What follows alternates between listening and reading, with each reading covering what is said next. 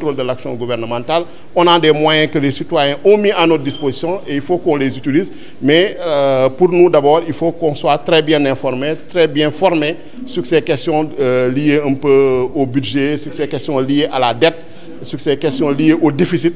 Et je pense que cette formation-là vient à son heure. Le terme privilège, pour moi, ne s'y est pas, puisque bon, les députés ont des indemnités. Donc, il serait prématuré de parler de renoncement à des privilèges.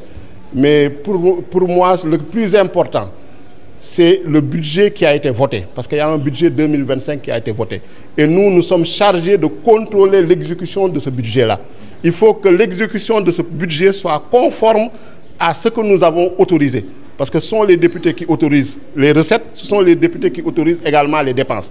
Et ce dont il s'agit ici, c'est que des personnes, des autorités se sont permis, donc en toute irresponsabilité, de se livrer, en tout cas, à un carnage financier, de se livrer à du gaspillage, de se livrer à de la gabégie, de se livrer à de l'enrichissement illicite, sans informer l'Assemblée nationale, sans avoir été autorisé par l'Assemblée nationale.